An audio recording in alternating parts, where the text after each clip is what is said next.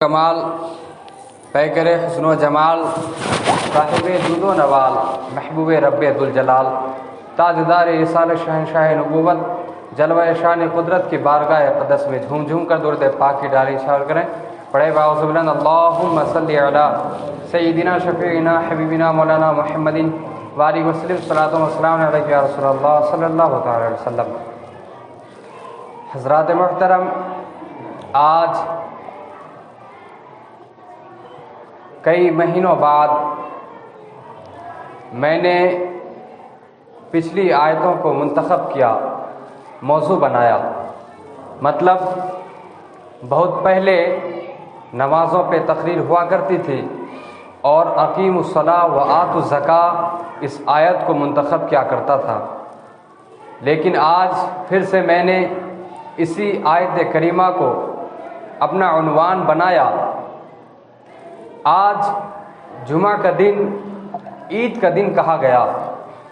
آج مسلمان جمعہ کے لیے تیاریاں کرتے ہیں، انہیں پتہ ہوتا کہ نماز پڑھنے کو جانا ہے، پہلے اسی تیاریاں کرتے اور نماز میں حاضر ہوتے، اور اس جمعے کے دن غسل کر کے چٹا لباس پہن کے جب مسجد کی طرف روانہ ہوتے تو نہ جانے کتنا ثواب ہر قدم پہ اس کو ملتا۔ کتنی اچھی بات ہے کہ آج جمعہ کے دن ہر مسلمان مدھورہ کے جتنے کم سے کم تو پوری مسجد کو بھری دیتے ہیں، لیکن اس خوشی کے ساتھ ایک افسوس بھی یہ ہوتا کہ صرف جمعہ کے دن نماز کو حاضر ہوتے اور دنوں میں لوگ اور وقتوں میں لوگ غائب ہوا کرتے۔ حضرات محترم، جمعہ کی تو بہت بڑی فضیلت ہے۔ آپ جمعہ کے دن نماز پڑھنے آتے، آپ کو اس میں تو ثواب ملے گا ہی۔ جمعہ کی فضیلت ایک حدیث سے میں آپ سب کے سامنے پیش کروں۔ حضرت ابو یعلا انس بن مالک سے روایت کرتے ہیں کہ حضور پاک صلی اللہ تعالی وسلم نے ارشاد فرمایا کہ دن اور رات سے کل 24 گھنٹے ہوا کرتے، دن اور رات سے کل 24 گھنٹے ہوا کرتے۔ اللہ تبارک و تعالیٰ اس جمعے کے دن اس 24 گھنٹے میں سے ہر گھنٹہ 6 لاکھ بندہ آزاد کرتا جہنم سے، جس پہ کہ جہنم واجب ہو گیا۔ یہ جمعے کی فضیلت ہے۔ حضرات محترم، جمعے کی تو بہت بڑی فضیلت ہے۔ میں بتاتا چلوں، ایک حدیث اور پیش کر کے اس ٹاپک پہ آؤں کہ جب سنیچر کے روز ہفتہ جب بانٹا گیا، یہودیوں کو سنیچر ہفتہ کے دن دیا گیا اور نصارہ کو اتوار کا روز دیا گیا۔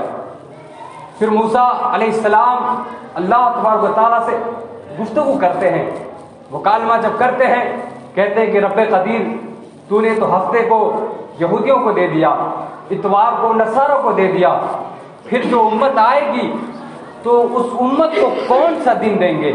تو اللہ تبارک و تعالیٰ کہتا ہے کہ میں نے ہفتے کو یہودیوں کو دیا اور اتوار کو نصارہ کو دیا، لیکن ان تمام دنوں میں سب سے بڑھ کر وہ دن دوں گا ان امتیوں کو، وہ جمعہ کا دن ہوگا کہ جمعے کے دن جو شخص غسل کر کے اچھی طریقے سے آئے اور نماز ادا کرے، خوشبو لگا کر آئے اور ادا کرے، تو اس جمعے کا گناہ اگلے جمعہ تک آنے تک اس کے گناہوں کو بخش دیا جائے گا۔ موسیٰ علیہ السلام کہتے ہیں کہ کاش میں ان امتیوں میں ہوتا جو امتی آنے والے ہیں۔ تو ہم ان امتیوں میں سے ہیں جن کی تمنا جو انبیاء کرام کیا کرتے تھے، جن کی خواہش انبیاء کرام کیا کرتے تھے، ہم ان امتوں میں سے ہیں۔ ہمیں فخر ہونا چاہیے ہم اور آپ ایسے امتیوں میں سے کہ نبی کریم صلی اللہ علیہ وسلم جتنے انبیاء کرام آئے وہ خواہش و تمنا کیے کہ ہم ان امتی میں شامل ہوتے۔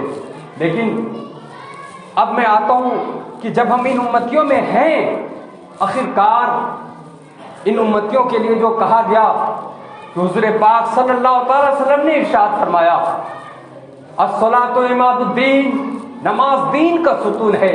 حضور پاک صلی اللہ تعالی وسلم نے ارشاد فرمایا کہ الصلاۃ قرۃ عینی، نماز میری آنکھوں کا ٹھنڈک ہے۔ اور حضور پاک صلی اللہ تعالی وسلم نے ارشاد فرمایا الصلاۃ معراج المومنین، کہ نماز مومنوں کی معراج ہے۔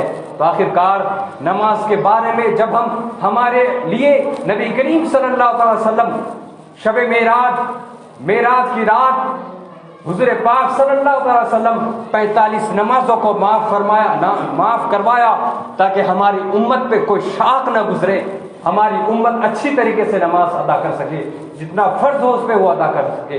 لیکن افسوس کہ ہم اور آپ صرف جمعے کے روز نظر آتے اور باقی ٹائموں میں نظر نہیں آتے۔ میں بتاتا چلوں کہ نماز میں کتنی بڑی فضیلت ہے۔ سنیں ذرا، جب کوئی بندہ سجدہ میں اپنے سر کو جھکا لیتا ہے تو اس کے پاس فرشتہ آتا ہے۔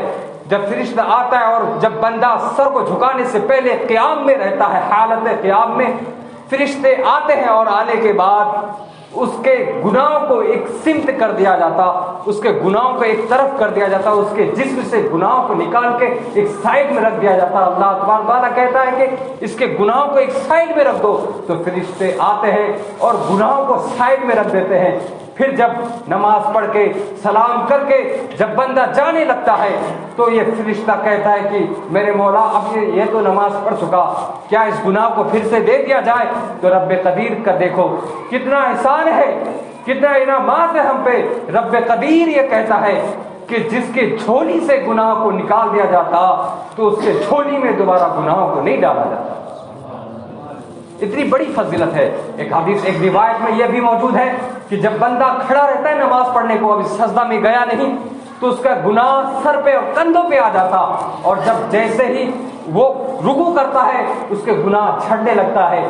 یہ سر سے گناہ اتر گیا، رکوع میں گیا، کندھے میں ہے، سجدے میں گیا، وہ سارے گناہ جھڑ گئے اس کے۔ حضرات محترم، میں بتاتا چلوں کہ نماز میں بہت بڑی فضیلت ہے۔ نماز کے بارے میں فرمایا کہ جو شخص اچھے دل سے نماز پڑھے تمام بے حیائی، تمام گناہوں سے وہ محفوظ رہے گا۔ حضرات محترم، سلمان فارسی رضی اللہ تعالیٰ عنہ ایک مرتبہ جاتے ہیں پیڑ کو، موسم وہ پتجھڑ کا موسم تھا، پتجھڑ کے موسم میں سلمان فارسی پیڑ کو یوں ہلاتے ہیں، پیڑ کو ہلانا کے پتے جھڑنے لگتے ہیں، اور پھر ہلاتے ہیں پتے اور جھڑتے ہیں۔ وہاں پہ موجود ایک صحابہ پوچھتے ہیں کہ آخر، وہ پوچھتے نہیں، وہ بیٹھے کھڑے رہتے ہیں، وہ دیکھتے ہیں، لیکن سلمان فارسی بولتے ہیں کہ صحابہ ذرا پوچھ تو لو کہ میں کیوں ہلا رہا ہوں۔ تو وہ کہتے ہیں کہ آخر میں نے تو پوچھا نہیں، میری عقل تو وہاں تک نہیں گئی، لیکن آپ ہی بتا دیں سلمان فارسی کہ آپ کیوں ہلا رہے ہیں۔ تو وہ سلمان فارسی کہتے ہیں کہ میں بھی جب ایک جگہ پہ کھڑا تھا، حضور پاک صلی اللہ علیہ وسلم ایک درخت کو یوں جھنجھوڑ رہے تھے کہ پتے جو اس کے نیچے سراسر گرے جا رہے ہیں، تو میں نے بھی نہیں پوچھا تھا حضور پاک سے۔ حضور پاک نے کہا کہ سلمان ایک مرتبہ پوچھ تو لو کہ میں پیڑ کو کیوں ہلا رہا ہوں۔ تو سلمان فارسی کہتا ہے میں نے پوچھا حضور پاک صلی اللہ علیہ وسلم سے کہ نبی کریم جب آپ نے کہہ دیا تو اب آپ بتا بھی دیں کہ آپ کیوں ہلا رہے ہیں۔ تو حضور پاک صلی اللہ علیہ وسلم ارشاد فرماتے ہیں جس طرح میں ان درخت کو ہلا رہا ہوں، اس کے پتے گر رہے ہیں، اسی طرح جب کوئی مومن 5 وقت کی نماز پڑھے گا، جس طرح یہ پتا جھڑ جا رہا ہے اسی طرح اس کے تمام گناہ جھڑ جائیں گے۔